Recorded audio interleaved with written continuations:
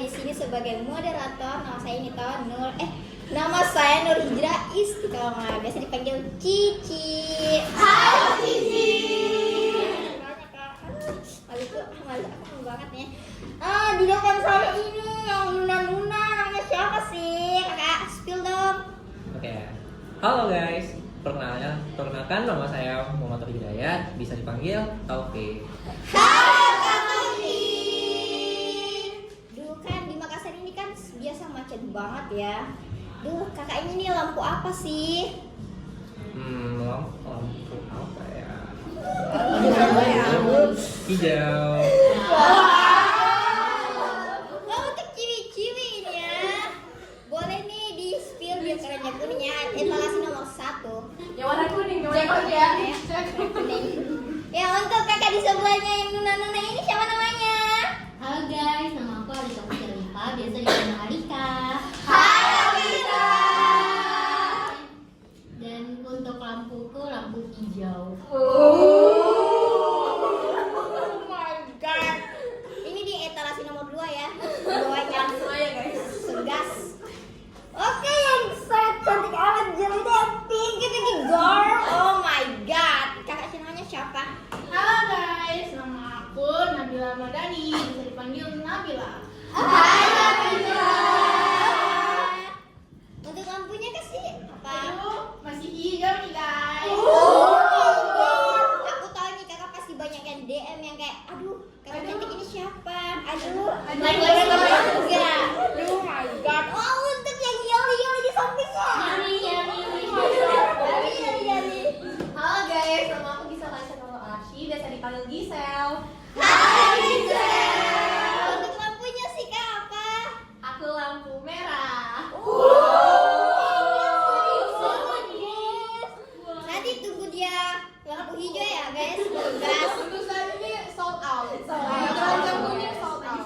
Oh di samping kakak yang pinky gold juga itu apa? Namanya siapa kak? Halo guys, perkenalkan nama aku Andika Syatila Putri. Kamu bisa panggil aku Kasha.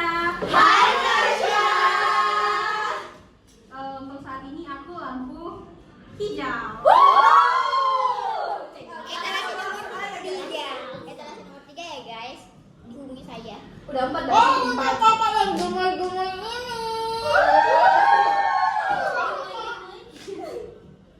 Oke, halo guys, kenalin aku Awan.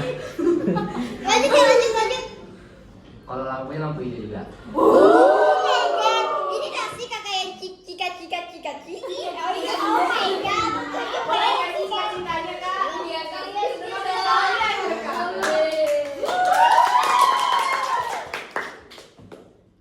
Oke. Lucu banget sih kak. Yoi. Cika. Mochi. Lucu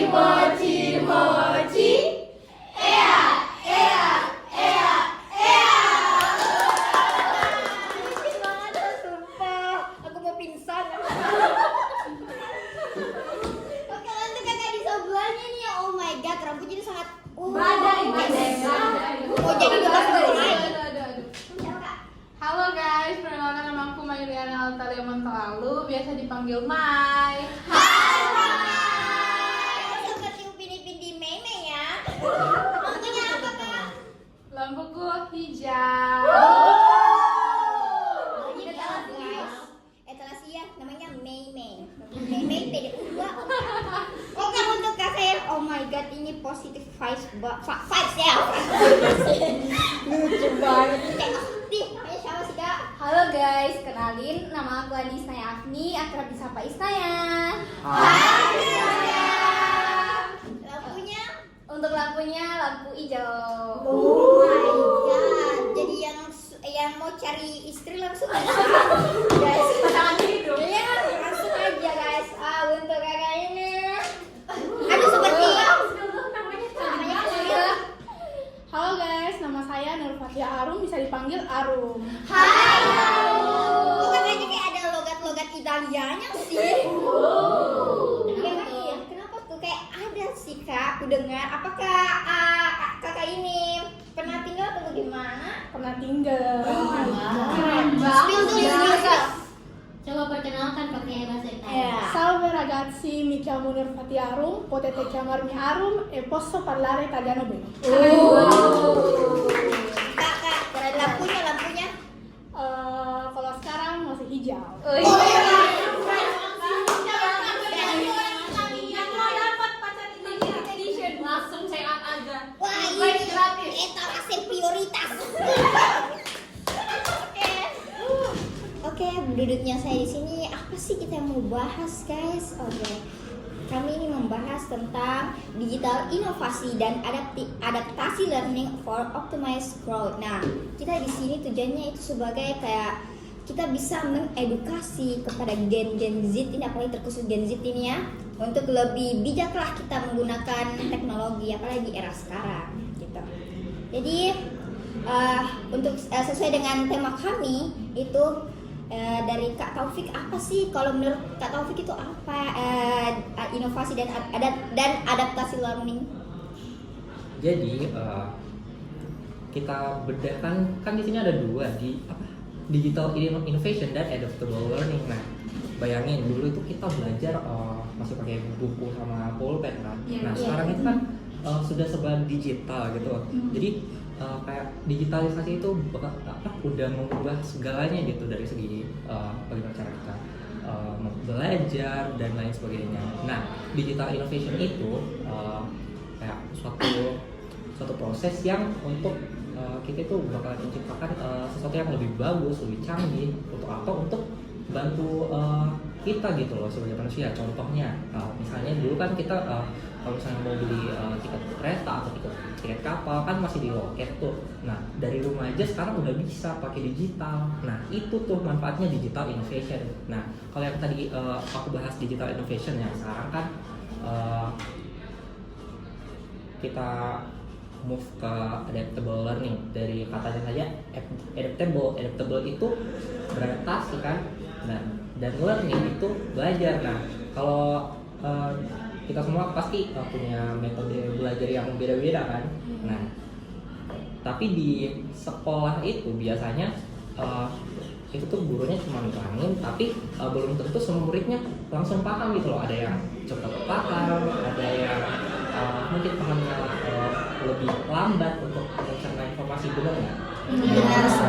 Nah, untuk adaptable learning ini itu suatu proses yang bakalan memudahkan kita untuk mendapat ilmu atau belajar sesuai kayak kemampuan kita gitu loh. Jadi belajar kita itu dapat materi yang sesuai dengan level kita dan menyesuaikan kecepatan belajar kita. Jadi untuk digital innovation dan adaptable learning itu bakalan membantu kita banget sebagai manusia, apalagi kita yang lagi belajar sebagai mahasiswa di pendidikan kedokteran gitu loh. Berarti jadi kita lebih terbantu ya dengan digitalisasi ini. Iya betul banget. Untuk Kak Kasha nih, keduanya itu bisa nggak sih kita bisa dioptimalkan itu pertumbuhannya menurut kakak? Tentang bagaimana kita pembelajaran. Oke.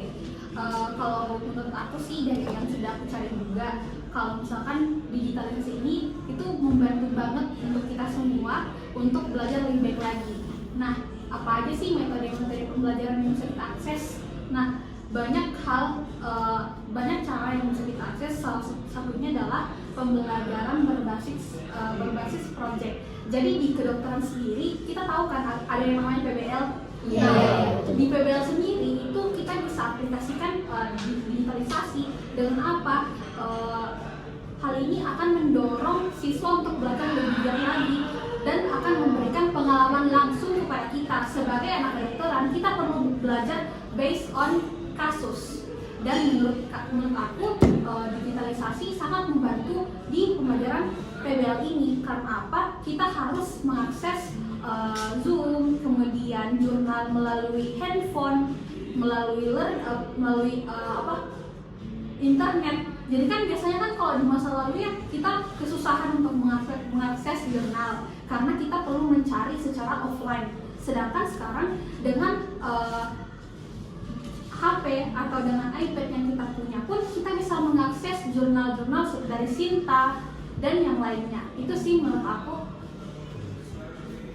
Untuk oh my god, ini sangat bisa disimpulkan ya bahwa digital ini sangat perlu banget khususnya untuk kedokteran ya. Apalagi ada nggak sih yang kita tahu Kak Arum, apa sih contoh yang kayak untuk digital khususnya untuk anak kedokteran?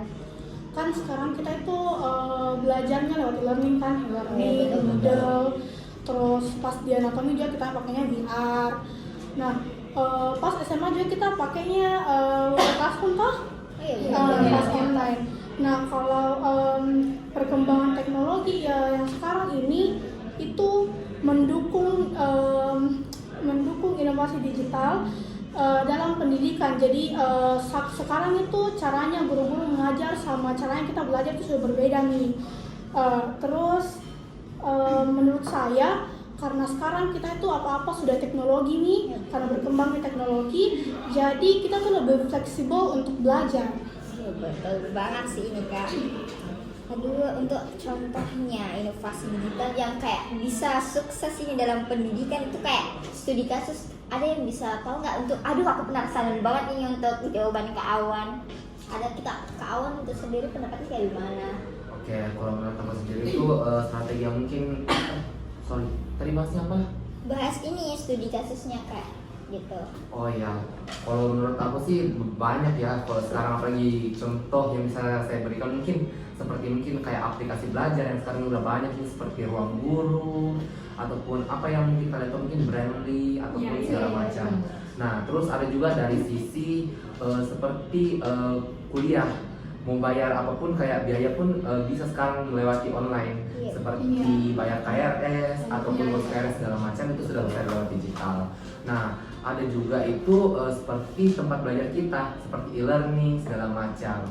Nah, ada juga kita bisa belajar dari tidak hanya dari tempat aplikasi pembelajaran aja sih, mungkin juga kita bisa belajar dari media sosial, contohnya TikTok, Instagram dan lain-lain. Ya, selain belajar itu lewat bisa lewat TikTok dan lain sebagainya, pasti ada tantangannya lah dan ada peluang untuk dalam pendidikan ini. Terus saya mau tahu pendapatnya tentang Kak Alika nih, menurut Kak Alika apa? Jadi kalau kita bicara tentang tantangan dan peluang itu pasti banyak sekali ya, apalagi dalam konteks inovasi digital, di mana ada beberapa peluang yang kita bisa ambil dari inovasi digital, dari mengimplementasikan inovasi digital. Misalnya dalam pendidikan ada tantangannya itu ada kesenjangan digital, dimana kita tahu bahwa karena pembangunan di Indonesia itu belum merata, jadi bisa saja inovasi digital dalam pendidikan ini belum bisa diimplementasikan ke wilayah-wilayah yang terpencil, yang 3T, seperti yang di ujung Indonesia, yang di pedalaman itu mereka belum bisa mengimplementasikan pendidikan digital ini. Karena apa? Karena kurangnya infrastruktur di sana. Terus ada juga tentang orang-orang yang resistensi terhadap perubahan, di mana banyak orang-orang tuh yang lebih memilih untuk mendingan saya menggunakan metode konvensional aja daripada digital, kayak ini ribet ngapain gitu kan, ini nanti perlu biaya lagi, harus beli kuota, harus jaringannya bagus, apa segala macam, kayak mending saya pakai pembelajaran dahulu aja. Itu bisa menjadi salah satu tantangan karena orang-orang seperti itu tuh mereka menolak untuk adanya kemajuan atau adanya inovasi. Ada juga nggak sih itu suku yang nggak mau berinteraksi dengan Terus ada juga tentang keamanan privasi dan data. Nah, karena seperti kayak pernah kan terjadi kasus tentang data-data yang bocor atau penjualan data. Nah, orang-orang tuh jadi worry, jadi takut gitu. Ini saya kalau pakai ini data-data saya aman nggak ya, gitu kan? Nah, terus tapi selain dari tantangannya itu ada juga peluang. Nah, pasti ada dampak-dampak positifnya. Peluangnya seperti kita dengan internet, kita tahu internet itu luas banget ya, luas sekali. Jadi kita untuk akses pembelajaran itu jadi lebih gampang. Seperti misalnya kita mau cari apa sih sekarang materi yang nggak ada di internet, kita mau cari jurnal ada di internet, kita mau cari buku ada di internet. Jadi kita untuk pembelajarannya itu kita jadi lebih gampang untuk akses. Terus ada juga bisa kolaborasi yang lebih baik karena akses yang gampang, jadi kita tuh bisa dengan gampang terhubung juga dengan orang lain. Misalnya saya di Makassar, terus orang yang mau saya hubungi, orang yang mau saya ajak kerja sama ini ada di Jakarta, gampang dong, kita tinggal atur lewat media sosial misalnya atau lewat kontak pribadinya begitu. Zoom juga bisa ya. Zoom juga bisa. Kalau mau rapat kita nggak perlu repot-repot lagi ketemuan kayak gini sebenarnya kan. Kita bisa atur Zoom, misalnya kamu free-nya jam berapa, saya jam berapa, kita atur deh, kita Zoom, kita bahas ini itu selesai, kesimpulan udah. Makanya kita kemarin ngumpul bahas ini kan. Iya, kita Betul, betul. betul. Itu Jadi juga kayak bagian dari itu peluang banget untuk ini. Jadi tanpa kita harus ketemu juga, kita bisa akses, kita bisa diskusi tanpa harus ketemu. Iya, betul banget. Ya gitu. Kan seperti kita tahu ini kan banyak nih yang bisa dibilang sudah beradaptasi lah dengan teknologi.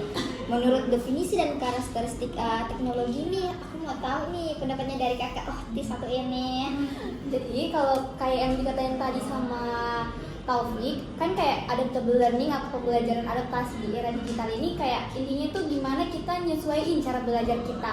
Jadi misal nih, kita udah paham di satu materi ini, kita bisa langsung lanjut ke materi selanjutnya. Atau kalau kita masih belum paham, kita bisa nonton lagi tuh kayak materi-materinya.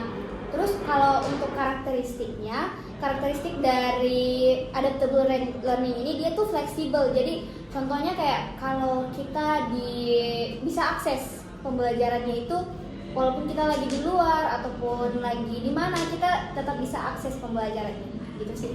Seperti yang tadi yang udah aku bilang sebelumnya, kalau kita sebagai mahasiswa Fakultas Kedokteran, kita udah pernah berinteraksi dengan yang namanya PBL.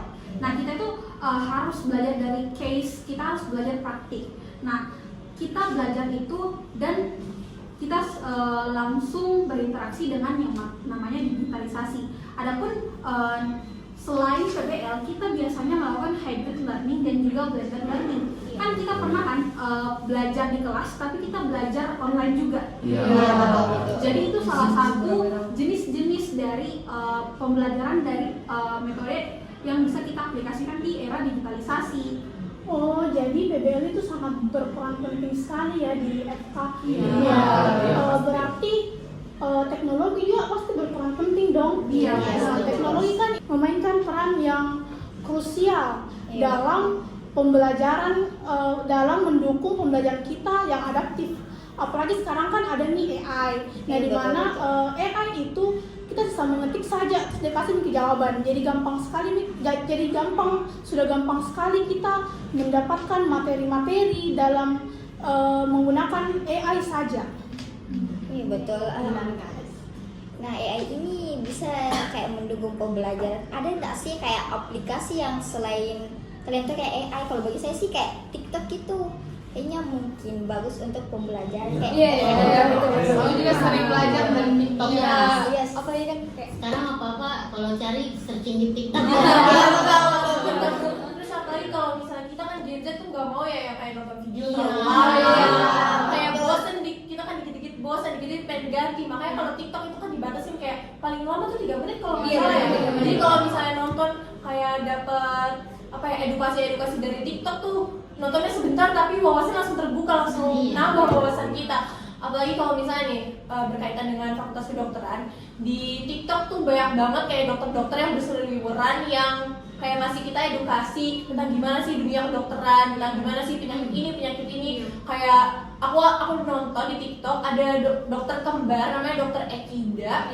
Itu tuh aku nonton itu jadi aku ngikutin dia dari zaman dia sebelum masuk Fakultas Kedokteran Universitas Indonesia. Terus sampai sekarang dia lagi ngejalanin dia sekarang udah jadi dokter umum, tapi dia kayaknya emang mau ngambil spesialis, jadi dia sambil mengambil spesialis dia sambil ngeedukasi orang-orang TikTok. Terus juga ada dokter Aiman ini tuh yang nggak sih itu. Dia tuh agak lucu ya karena konsep penariknya dia tuh dengan cara kayak dia bikin polling di Instagram, kayak nanti orang followers saja itu pada komen-komen di Instagramnya kayak nanya hal-hal yang sebenarnya penting tapi nggak penting. Iya, betul, kayak dokter itu digambarkan kayak serba tahu padahal kayak ya Allah semua kita tahu begitu. Tapi ya gunanya dokter kan emang untuk mengedukasi dan memberi pengetahuan ke pasien-pasiennya. Ya mungkin itu caranya dia, yaitu melalui TikTok salah satunya. Iya, aku kayaknya terinspirasi dari dokter Aiman sih. Ya, selain itu juga ada dokter, ada tau nggak ya dokter ini yang lucu-lucu aku dulu. Dokter Pisan. Iya, dokter Pisan. Wah, itu dokter Pisan. Ada yang tahu ya dokter Pisan. Kamu kalau dokter Pisan kamu kayak mana? Dokter Pisan itu kan dia kayak orang itu lucu banget karena dia tuh selalu nyeritain pengalamannya dia di IGD. Iya, dan dia kayak apa namanya ya, IGD apa ya, penghuni penglaris IGD tadi. Dia ceritain kalau dia jadi IGD itu pasti rame banget IGD-nya dengan pasien henti jantung lah. Terus dia ceritanya itu pasti selalu pas pulang jaga, terus dia kayak udah berantakan. Tapi dia tetap ngasih edukasi Tetap ke cerita. orang. Sumpah aku kayaknya depan mirip ini teman kita loh. Siapa? Ashab kayak gitu. Mirip banget tuh, kan mirip banget, astagfirullah. Sangat lucu. Maaf ya Ashab, tapi mirip sumpah. Tapi dia tuh lucu banget, dia tuh jadi kayak mematahkan doktrin kalau dokter itu kaku-kaku. Iya, Iya. betul. Dia kalau Ternyata dokter bisa fun juga Iya, ya. bisa. dokter itu nggak kaku ya guys, contohnya Iya, dokter Lisan dan tergantung. kita juga ini receh banget orangnya. Sangat oke. Jadi kalau di TikTok kita nggak hanya cari materi, tapi kita bisa tahu gimana sih dunia lapangan di kedokteran. Iya. Jadi kita nggak tahu itu aja, kita bisa tahu lebih banyak tentang gimana sih kalau jadi dokter nanti di lapangannya itu gimana, di IGD-nya gimana. Nah itu juga makanya TikTok itu dia bermanfaat banget ya guys buat zaman sekarang, buat kita Gen Z, karena TikTok itu banyak manfaatnya. Selain dia bisa ngeliatin bagaimana sih suatu profesi ini bekerja, dia juga karena jaringannya tuh luas. Jadi kalau kalian mau cari apa, misalnya jangan kan kita mau cari tahu tentang profesi, kita mau cari hiburan, itu udah pasti di TikTok. Bahkan bisa belanja di TikTok loh. Kayak enggak sih enggak sih yang TikTok itu kayak bisa dibilang yang seperti tadi dibilang siapa yang tadi bilang itu yang cuma pendek-pendek gitu durasinya. Oh, iya. Gitu ya, kan kebanyakan Gen Z itu yang kayak bosenan ya kayaknya. Jadi bilang itu Kamu kayak jujur kalau nonton video panjang ketiduran. iya betul. Banget gak Oh, sih? ini kayaknya bisa Hobi kita kalau ini. bisa diserahkan kepada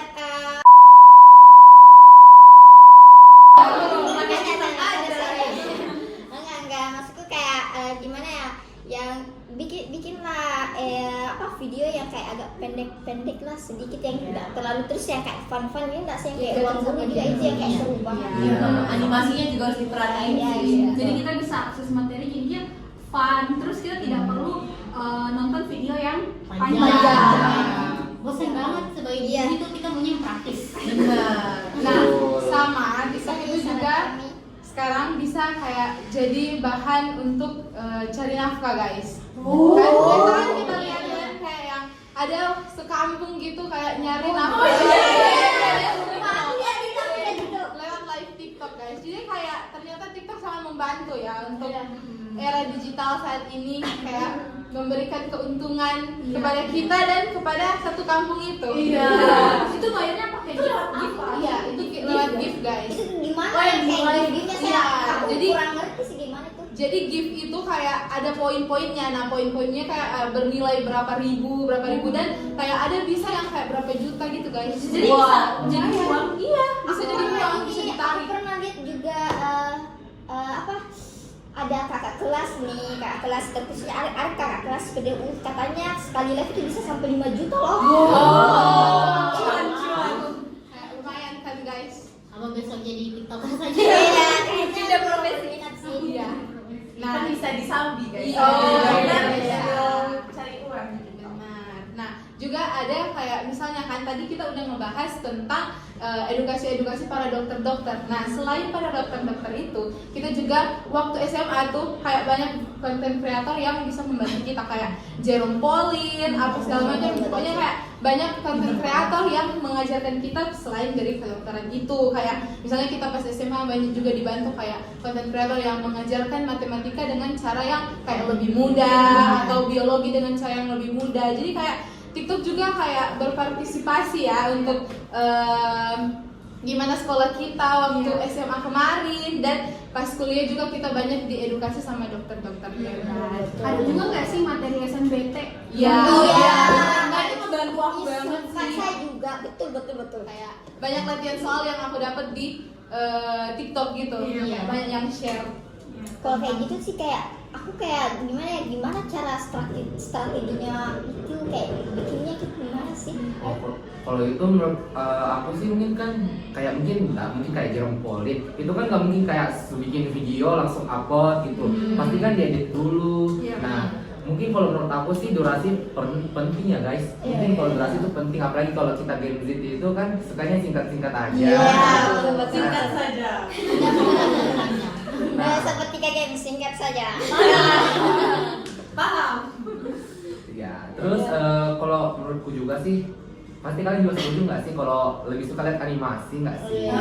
Ketimbang teori-teori aja disebut-sebut kan nggak asik nggak sih? Kayak didongengin ya? Iya kayak didongengin.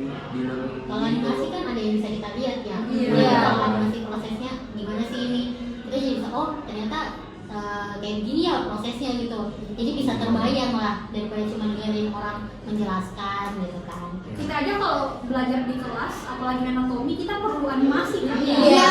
Menggambarkan gitu. Nggak bisa kita cuma materi itu.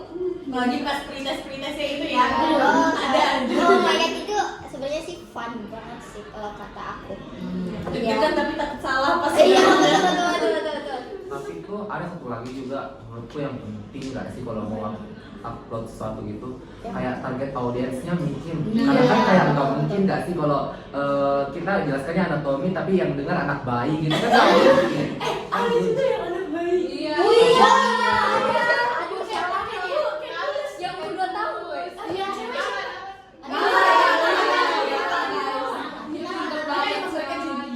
Iya, serius banget sih. Kayaknya anakku nanti begitu.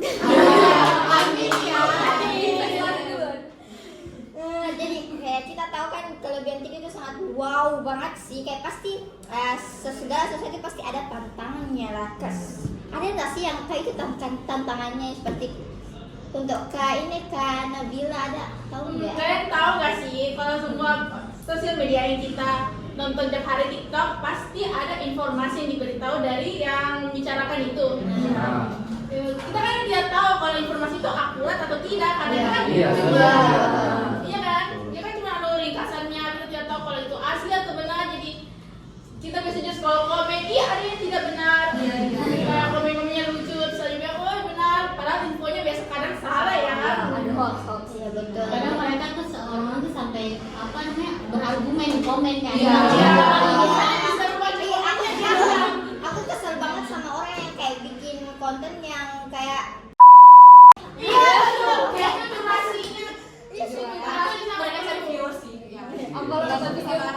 itu kayaknya seperti strateginya juga sih. Tapi juga ada loh kayak misalnya video TikTok, kayak misalnya di video ini komennya tuh kalau misalnya udah cenderung ke situ, pasti semua komennya tuh ikut ke situ.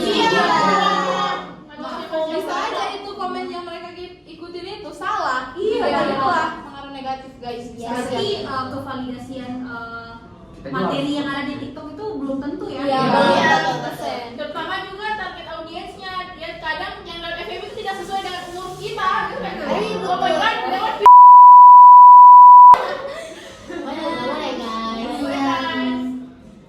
Betul sih, betul. Jadi kan kita tahu ini kurangnya dijadikan platform pembelajaran. Nah, kayak bagaimana pendapat kalian itu dengan platform ini digitalnya khususnya untuk pembelajaran untuk kita sebagai anak kedokteran yang kayak e-learning dan sekolah lain-lainnya.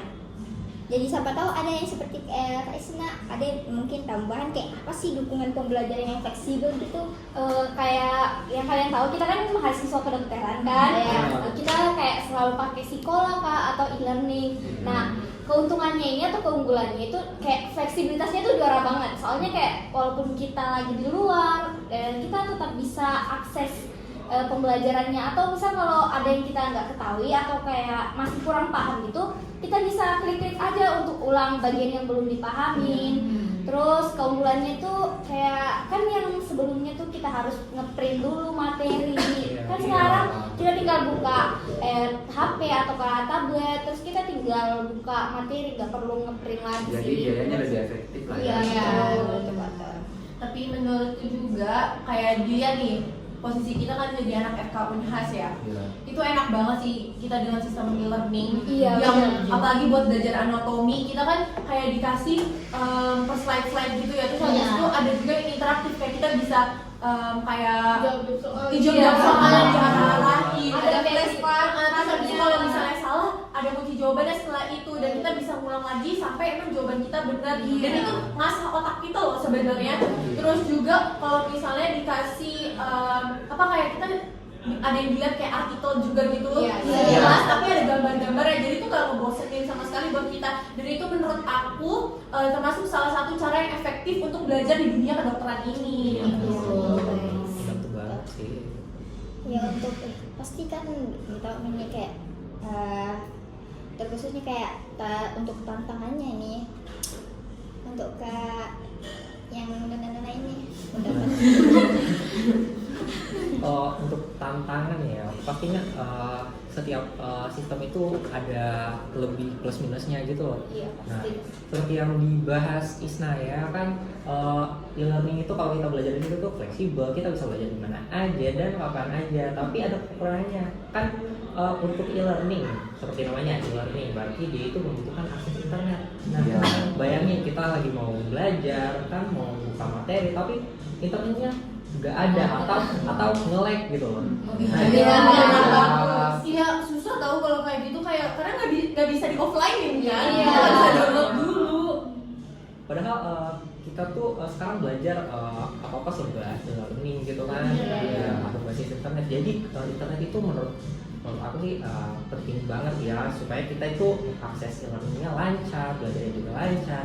Dan yang kedua, kalau misalnya di zaman digitalisasi sekarang kan, Indonesia itu luas banget ya. Iya, Nah, betul. seluas-luasnya Indonesia itu nggak semuanya itu dapat kesempatan yang sama untuk belajar teknologi. Jadi ada yang udah melek teknologi, ada bahkan yang masih kurang, masih belum paham malahan. Jadi edukasi itu tuh menurutku penting banget sih supaya kita tuh nggak ketinggalan zaman. Nah, terus yang ketiga nih, guru atau tenaga pendidik juga perlu untuk belajar teknologi gitu, apalagi gunain e-learning sekolah. Selain kita belajar dari situ secara mandiri, gurunya juga harus bisa dong arahin kita supaya kita tuh nggak terlalu belajar mandiri. Terus belajarnya juga di kampus lebih enak gitu, lebih terarah. Jadi untuk solusi yang aku tawarin sih, yang pertama internet ya pasti harus diperlancar, harus diperluas tapi aksesnya. saya kira ada wifi nggak sih untuk ini tiap kelas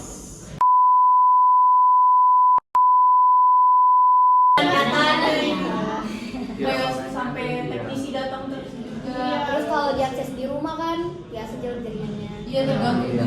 Belum lagi kalau mati lampu. Iya. juga sih. Belum lagi kalau misal aplikasinya itu nge-lag. Oh iya, apa kalau dipakai langsung barengan Iya, Itu sebagai enggak sih kayak PR lah untuk Iya. Developer gitu Iya. untuk ngembangin Kita aja yang bukan wilayah terbelakang masih kesusahan. masih ada Iya, kendalanya. gimana yang dikelola? Jadi gimana dengan orang-orang yang berada di wilayah terpencil, terbelakang? Nah, selain masalah internet tadi kan udah aku kasih solusi. Terus yang selanjutnya itu yang perlu diperhatiin itu edukasi nggak sih? Iya, betul. Mengingat banyaknya warga Indonesia itu yang belum melek teknologi lah atau masih kurang pemahamannya. Jadi pemerintah mungkin bisa memberikan kayak sosialisasi, edukasi mengenai teknologi itu gimana cara menggunainnya, dan atau mungkin dari sekolah juga bisa bikin program seperti itu. Dan yang terakhir itu mungkin pelatihan juga untuk guru atau tenaga didik atau dosen gitu kan, biar kita belajarnya juga lebih enak, kita sama-sama nyambung, kita sama-sama melek teknologi, jadi belajarnya juga lebih gampang. Karena sama doang nggak sih kalau misalkan muridnya doang yang melek tapi dosennya atau gurunya yang nggak bisa. Iya. Tapi ada sih dapat relatifnya nggak sih? meskipun kita sebagai mahasiswa rata-rata menolak ya sekarang sama teknologi, tapi sekarang kan banyak dari kita yang menggunakan AI. Iya sih, Mantap, iya kalau sih. Dan kayak ada orang yang ketergantungan sama AI. Iya, kayak isu-isu yang sekarang plagiarisme gitu-gitu. Gara-gara saking dia terpengaruh sama AI, sampai udah dia malas jadi habit, kayak nyusahin orang lain jadinya kalau kayak gitu kan. Bahkan biasa kayak cuma mau tanya mau makan apa aja dia tanya ke AI. Oh iya, Iya.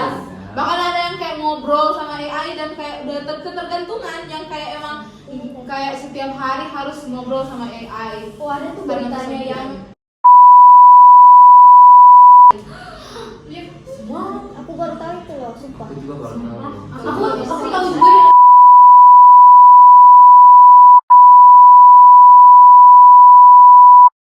Oh, ya udah parah banget sih, kelewatan banget kalau kayak gitu ya. bahaya sih.